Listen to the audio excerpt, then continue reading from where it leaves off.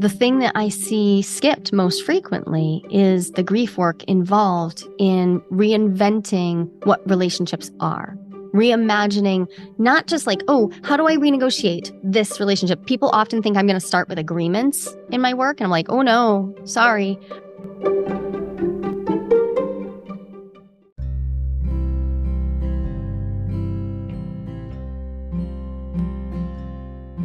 Welcome to Making Polyamory Work. Hi, I'm Libby Sinbeck, and I want to thank you for being with me today. I'm a queer polyamorous mom and an integrative relationship guide. I'm committed to helping people who live and love outside the status quo have extraordinary relationships, because relationships are at the core of our well-being as humans. I think love is why we're here and how we heal. Today's episode is part 2 of my conversation with Dr. Joli Hamilton. Really, it ended up being about polyamory as a sacred individuation practice.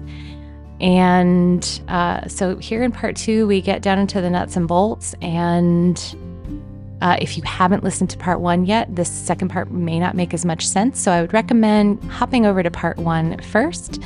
But if you've already listened to part 1 and you're ready for part 2, we'll just dive right in.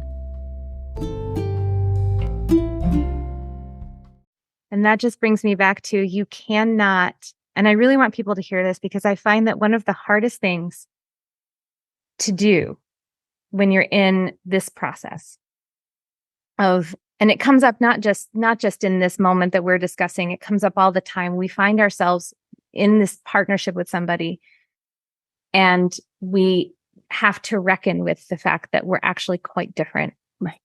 And maybe we haven't always been vocal about how different we are, or the ways in which we have been sort of compensating to be in the partnership, or what have you, or the way we've been compensating in our lives or whatever. But we have to reconcile with the difference that we have, reckon with it. And there's no way to get to that beautiful stage that you're talking about of harmonizing and being willing to see what we need to change, what we can change, where can we negotiate from a place of mutual empowerment and mutual respect, instead of that shaming, blaming dance that we're talking about. Sorry, this is the hard part. It's bad news. It's not really bad news, but it is. It's people get mad at me when I say this. There's no way through that doesn't involve grief. Like, you really cannot, and we don't like feeling grief. Grief feels like this dead end sometimes. And so often we'll get to this place where we start to feel it. And then we're like, no, I don't have to feel that. Let's just try something else. Let's move this way. Let's move that way. And, when I hear you talk about the dark night of the soul, I feel like that's a big piece of it, is like diving all the way down into that place where it's like, oh, this is not what I thought it was. I'm going to have to change everything. Oh, like that. Mm-hmm. Mm-hmm. And that is not fun. I would never say, sign me up for that retreat. No. And at the same time, that I do not think you get to the place on the other side of it. Like, you can't go around it. You can't go over it. You can't go under it. Yep. You got to go through it. Yeah. I'm in complete agreement, because the thing that I see skipped most frequently is the grief work involved in reinventing what relationships are. Reimagining, not just like, oh, how do I renegotiate this relationship? People often think I'm going to start with agreements in my work. And I'm like, oh no, sorry. I meet with people over the course of a whole year. Like, that's a minimum that we work together, is a whole year. And when we get to weeks 6 and 7, everybody's doing grief work for the first time, and we're all doing it together, and it is not optional. Mm-hmm. And when I look now at the people who've graduated from the first cohorts, and they're coming back and they're saying, so I thought I did it then. I'm like, oh, are you back at it? They're like, oh yeah, I didn't realize that was going to be part of a cycle of how I shed this stuff that I'm not, how I reckon with how I'm different. But now at least I have the skills to say grief is something that, yeah, I may not want to sign up for, but if I want to have the whole human experience, I'm going to have to learn how to do it. And the more I learn how you learn how to handle it. Right. You just learn how to handle it. You learn how to accept it as one of things that is okay to have happen. Yeah. Because it happens. I just want to be honest. It happens to me on probably a weekly or monthly basis. Now, I mean, it happens to me as a parent. It happens to me as a partner. It happens to me as a daughter, happens to me as a human being living in a body that's aging. Yep. So I guess it's important to say, like, again, it's not just this one place where you're going to experience it. But I think we do so much dancing within relationship to avoid it. And to avoid anybody else having to feel that too. Right. Like sometimes it's not about us not wanting to feel it. Sometimes it's us not wanting to let someone else feel that. Like maybe we're fine, but they're wrestling. And so we kind of want to go in and fix. Yep. And like soothe. And again, sometimes you can do that too much. And sometimes you can do it too little and be harsh. But I think it's important to like, no, sometimes you just got to like go down into the depths and say, okay, here is reality. Right. Reality is hard, not what I thought. And that means I may not want to talk to you for a few weeks. And please don't try to take me out of this. I need to just be here. I will be back. I'll be back. Right. And then we can figure out what to do. But right now I just have to sit here in what I thought was true that isn't. Right. What I wanted that I'm not going to get. Terry Real calls it a relational reckoning. Yeah. It's just this moment where you're like, I am not going to get everything I want. And there's no avoiding the process of grieving that and then figuring out, am I getting enough of what I do want? Or is there enough opportunity to create what I do want with this human that it's worth just grieving what is just never going to be? It just is what it is. That's it. Grieving the imagined future in my experience. So I think of this as ambiguous grief. The person's there, they exist, they're not gone. This isn't like the grief of a death. Right. And I have grieved many people's losses. Like death is just polka dotted my life. That kind of grief is profound and it has helped me learn how to deal with this other kind of grief. But ambiguous grief is more complicated because we can rush back out of it. We can pretend we don't have to do it.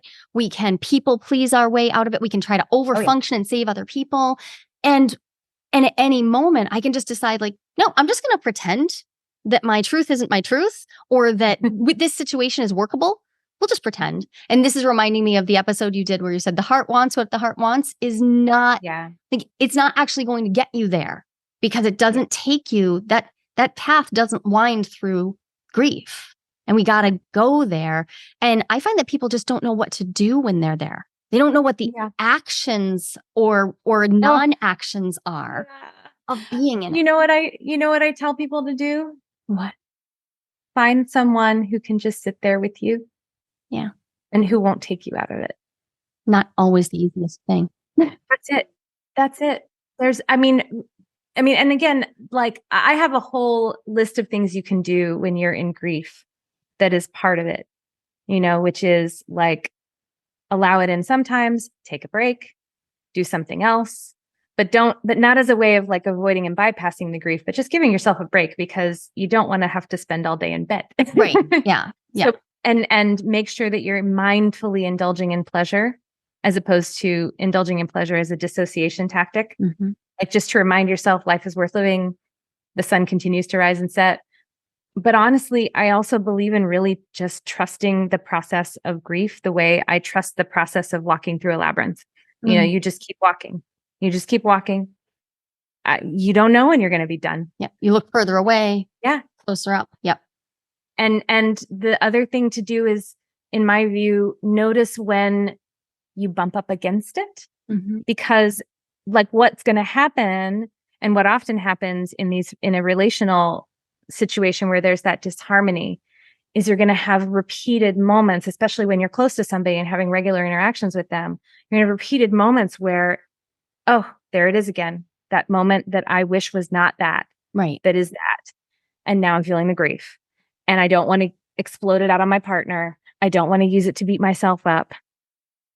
I just have to go and hold it. Right. And hold it and not ignore it, not bypass it, not discharge it, not use it to hurt myself, but just hold it. And I can understand why people describe that process as spiritual, because I actually think it is. I agree. I ask people all the time to decide like how is this going to unfold for you? Because some people go into it and I find that they walk down into the underworld and then they hang out there, and that work, like that's the work that they need to do. But I have an entirely, I tend to attract a lot of engineers in my world, like personally and professionally, a lot of that type of person. And sometimes they need to actually create structured time to intentionally take the elevator into the underworld. Yeah. Be like, okay, I'm going to go dip, because they don't operate that way. They do it different. They're not going to go spend the next week or day or whatever. They're just not. And so I ask them to figure out how to be with their grief because some is better than nothing, right? And I don't know what your path will need. I don't know how long you need to do this for. No, I don't think any of us can tell you, but I know that if you take no actions to actively invite this in, that there are a million ways to avoid it. And there are only a few ways to go be like. And they want to honor. And I said this to one of my clients a couple weeks ago. I said, what I'm hearing is there's a lot going on for you right now. Right. And what I'm telling you is that there's this grief that I think is there that is going to have to be faced. You don't have to do it right now.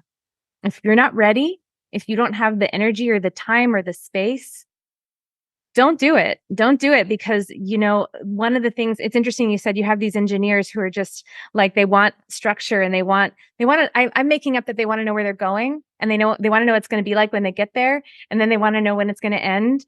And boy, can I relate to that feeling. I think I did a lot of very intentional work when I was younger, finding the comfort with being completely like out of control, right, in a situation.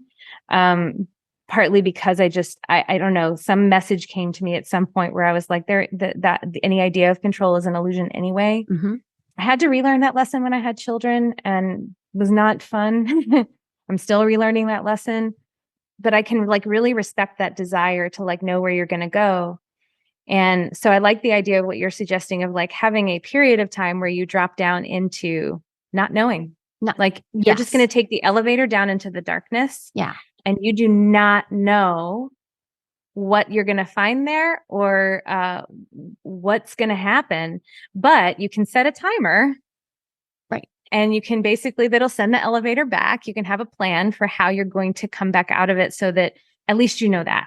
Right. At least I'm going to set my timer for 15 minutes. I'm going to do this process in the morning, or maybe, before bed, or probably not before bed. I wouldn't recommend it actually, but like have a period of time where you do that, and then you stop, and then you can go about your day, because it can be scary to go into grief and be afraid you're going to get lost there, or that you're going to be in a place of full collapse when we got shit to do. Yeah. I ask people to use tools a lot, because I have so many people come into my world who are structure is, if you're attracted to my work, you probably like structure. That's just a true thing. And so I ask them to give themselves the tools, give themselves some guardrails, because that's one of the ways they seek safety. Yep. And sometimes their partner doesn't do it that way. And this has been why they've had trouble, because their partner's doing this like really spiritual thing, and they're in their dark night, and they're able to access that more easily. And they've just been kind of holding steady, maybe white knuckling it for sometimes years. Yeah. So because that probably looks really erratic to them. Right. Yeah. It probably feels so chaotic, and it probably feels like, I'm not going to go on that ride. Right. That ride, if we're both going on that ride, our whole life is a mess. Like, I'm the only one keeping it together here. Right. And they may be right to a degree that that is not what's going to work, especially if your life is complicated, and most of our lives are complicated. So I will ask them to use a structured tool, like create a playlist that will walk you down into the darkness and then walk you back out. Create a playlist that's going to last, 15 minutes, 30 minutes, that walks you down into the sadness that you need to feel. It's going to have your specific sad songs on it, as well as you can use some random stuff, and walk you down in. And then your rescue right? Like, okay, how am I coming back out? What's my path? For me, the path out of that is lullabies that I would sing to my kids. I lullaby myself back out. I'm like, right. Because all of that grief is true. The underworld is there, and there is a day world. And I don't actually have to decide to forget either of those. Exactly. Again, standing in the like tension of, oh, it's both. It's both. Well, and I think when you describe individuation and this process as a maturing process, you describe two different things. The first one is what you just said, which is being able to hold two things as true, right? Being able to hold, this can be really, really important to me, and this is how I want to be, and it's aligned and it's right. And I can be partnered with someone who they're really, really different, and we're both right. We're both good. We're both honoring ourselves, and we get to figure out the messy middle, holding those two things to be true. That's like one skill is like, and often I tell people like, this is one of the key skills to be in a complex system like non-monogamy is to be able to hold multiple truths at once. That's so important because otherwise we're not going to be navigating these differences with respect. Yeah. The second skill that I heard you say earlier was this ability to be an observer of yourself, right? To be able to like notice, like step a little bit outside of you and be able to notice what you're doing, notice what's happening inside of you, notice where your shadows are there and where your light is there and how they're playing with each other. And like with like an impassive acceptance rather than like a lot of judgment and self-monitoring. Because I think a lot of people, especially neurodivergent queer folks like me, are really good at being self-aware, but it's self-aware from a hyper monitoring, like a lot of self-discipline, a lot of management of ourselves. Mm-hmm. And that's not what we're talking about here. If you're good at that, I mean, I love you. That's me too. But that doing it from that place, there's no compassion. There's a lot of judgment instead, and a lot of like beating up on yourself that kind of happens in that place. Oftentimes, we're talking about being able to observe yourself and just go, oh, that's happening. Yeah, that's cool. That's weird. What's going on there? And just be able to engage with yourself with curiosity and again, also compassion. Oh, I'm feeling this. That makes sense that I'm feeling that. Of course, that's hard. Of course, I just lashed out at somebody because I didn't want to feel my grief. Okay. Right. Yeah, that's the difference to me between being in connection to myself, my capital S self, that part of me that is connected to all, right? Like that's the part of me that is part of the all, the unity, or managing myself. Also an important skill. Like I need it. There are plenty of times when I'm like, what I need is to remember how to get up, brush my teeth, drive, and put my clothes on and do the thing. And not yell at my child when I'm mad at them just because I, all of that, But they're two different ways of talking about like the part of you that's watching. Very different ways. And different brain systems. They're actually totally different parts of the brain. And I mean, what I've been doing a lot of lately over the past couple of years is studying neurobiology, and in particular interpersonal neurobiology. And what I know about that ability to observe yourself with neutrality and compassion, it actually, we all talk about like, how do I calm my nervous system? How do I calm things down? How do I stay chill? And there's two things you need. You need safety. You need enough just grounding, but I think you also need compassion and sort of that ability to sort of, again, witness yourself in an impartial way. Mm-hmm. That actually, I found out, like releases GABA in your brain and goes, shh, we're okay. We're okay. Yeah. I think of it as recognizing my animal. Mm-hmm. Like, I can see both my animal body. And also I'm seeing it. I'm literally seeing it. I'm incredibly visual in my references here because that's me. But when you have that capacity, these problems feel different when you can do that with more fluidity. When you can more easily drop into, oh right, I'm gonna let that space exist. I'm going to set down the burden of trying to manage it all and just observe myself for a moment. the more you practice that, the easier it gets. It's Yes. Well, and that's, I want to get to that, because I'm feeling like I want to bring this full circle to, okay, nice that you both have these really great intellectual ideas about grief and individuation and dark night of the soul, blah, blah. What do I actually do, Gal? What do I do? And I guess we have been saying what you can do, but I want to distill it down. And so the first thing that I heard, I'm going to actually go to this thing that we're talking about now, is sort of the first thing that I think you can do, which is learn to be an observer of yourself, but without any judgment. And there are many ways that you can actually just practice that. That is actually like an intentional practice you can do. My favorite is to use Tara Brach's RAIN practice, which is just going through the process of recognizing something's going on for me, allowing it to be there instead of pushing it away, investigating why it's there, and then nurturing. So giving intentional compassion. Of course, I'm feeling that way. That makes so much sense. I totally understand. Even like, tending to myself a little bit. So that's RAIN.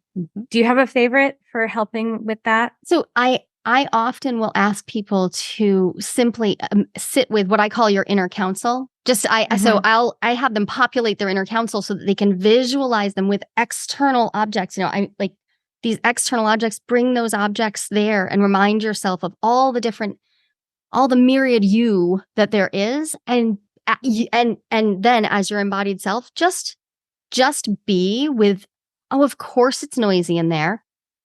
Of course I have contradictions in there. Look at all of me and practice that. And I really do ask them to physically build that out, even if it's just on a piece of paper and like circles of like, these parts. Okay.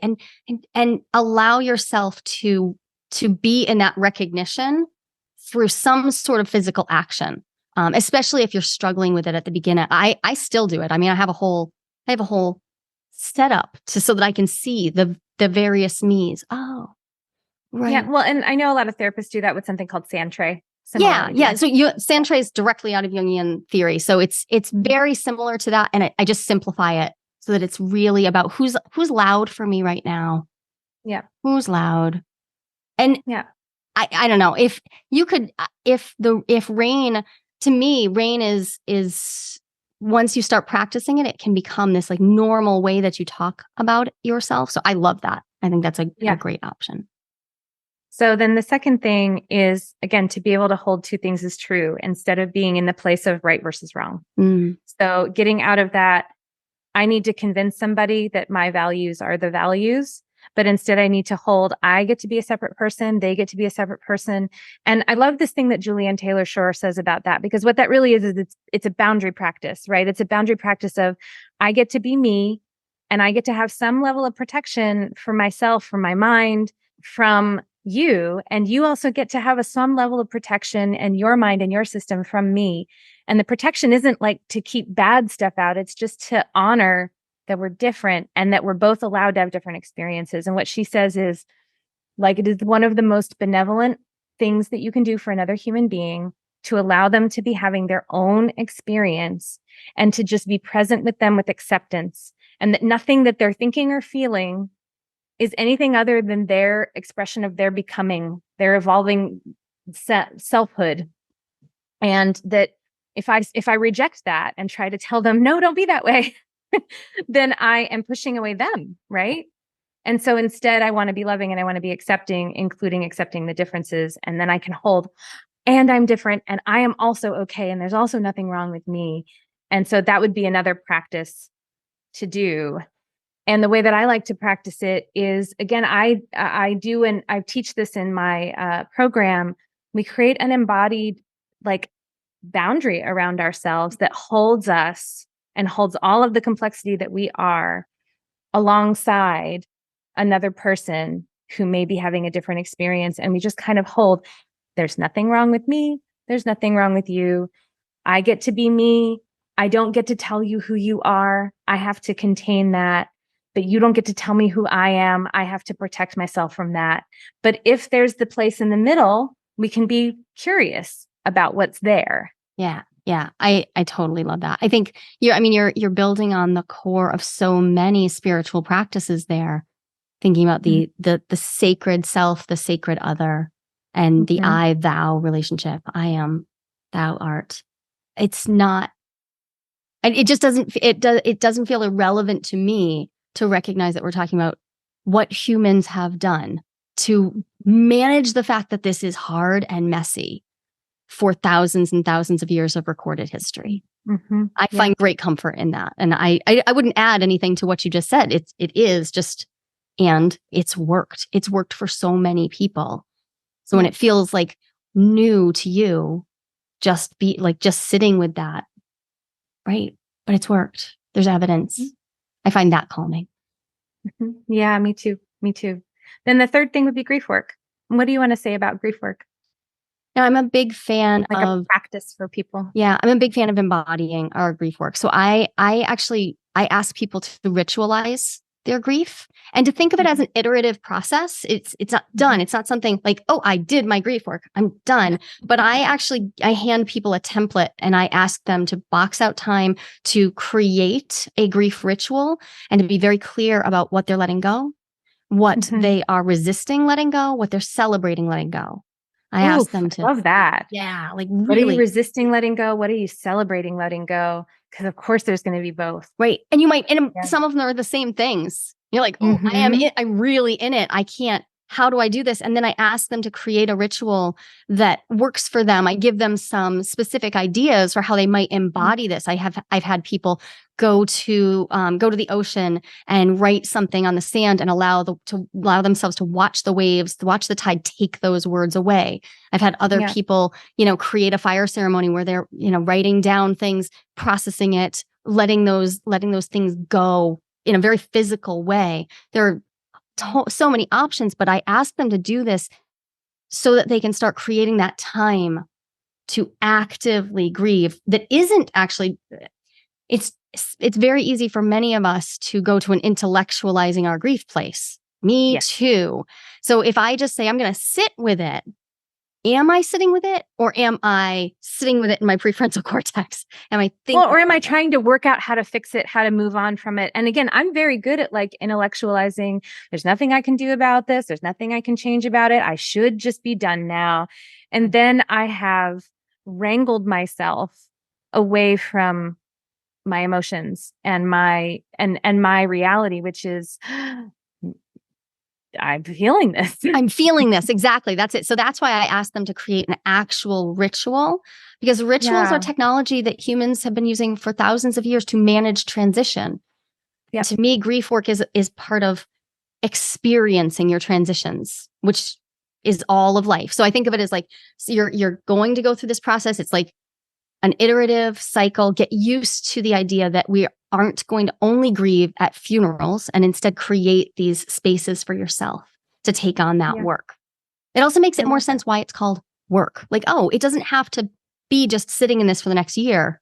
I can actually make a little boat to get in to do this work, and then potentially experience enough of it to be done with this piece and have moved to another shore.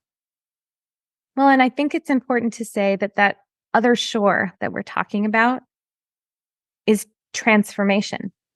I mean, there's this meme that I keep seeing over it, all over the place about, the caterpillar turns into a puddle of goo before it becomes a butterfly. Mm-hmm. And I just think that feels so honest about what it really is to transform, that you don't just go from caterpillar and you just grow into a butterfly. You become a puddle of goo inside a cocoon, and then you come forth to become a butterfly. And, there is this new emergence that comes on the other side of that grief work. And it is and I love the idea of it being something you show up for, on a regular basis, the same way you might show up for any other kind of physical practice. Because what you're doing is you're building new neural pathways, you're building new muscles within yourself, that then once you have them, you're like, oh, now I can lift so much and I can do so much and live and imagine living in ways that I never thought possible. Right. And you're totally right to say we don't just grow wings. We have to reemerge, and then we don't recognize ourselves. If a caterpillar thinks, imagine what they think. when they're like, who is this? Who is Right. this? So it takes time then to get to know who this is. Who the new person is. Yeah. Mhm. This has been such a beautiful conversation. Thank And yeah, it really is that, loves. I want to just say it again. Being in that level of a rumble where it's like, I want this and my partner wants this. Yeah, that can mean emergence of new self. That's how deep it goes. And also, you don't have to. Mhm. You also don't have to. But I do. I want to do it. Joli wants to do it. And what we really love doing too, both of us, is supporting people who do want to do it. So Joli, how can people find you if they're like, sign me up for all of this? Sign me up for that mess. Where's my dark night of the soul? I don't want to do it alone. I don't want to And do it the alone. reality is you can sign up to not do it alone. Right. I love that reality that you don't have to do it alone. So if you're interested in doing that in a small group, and especially if you know that taking this at a pace is helpful for you, just like not trying to rush through it and figure it out, because I really do. I embrace the long haul. The year of opening might be just the right place for you. So you can go to theyearofopening.com and hop on the wait list, because we open cohorts 4 times a year and the groups are small. We're, 20 people tops per group. And we spend that time in a structured pattern, but also getting to know each other. It's the same people showing up to this work. And I love that. I feel so passionately about it. I love doing my private work. I do work with people privately. You can find me on my website. I'm at jolihamilton.com. But there's something really magic about seeing. And I was just sitting with a group in their 7th week doing their grief shares, the first iteration of this. And the 2 people who went last both said, I thought I was alone. I thought what I was feeling was, but it was every single person. I resonated with every single person. If that's not magic, I don't know what is. So. Well, and I don't think we're meant to grieve alone. That's why we go to funerals in groups. That's why we participate in like holiday rituals around letting go. We are a social species. Human beings are a biome.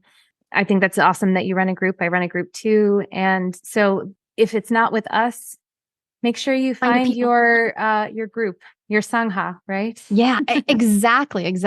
And I don't think we should discount. I hang out on your Instagram page to remind me that I'm not alone in my stuff. And so I think we should count the fact that there are a lot of us out here. These conversations are happening, and remember that you are a part of a group. You are a part of a community, even as you're just taking your first steps in. Here we are. Hi, nice to see you. Yeah, it is nice to see you. I'm so glad you came and joined me for this beautiful conversation, Joli. Thank you so much for having me, Libby.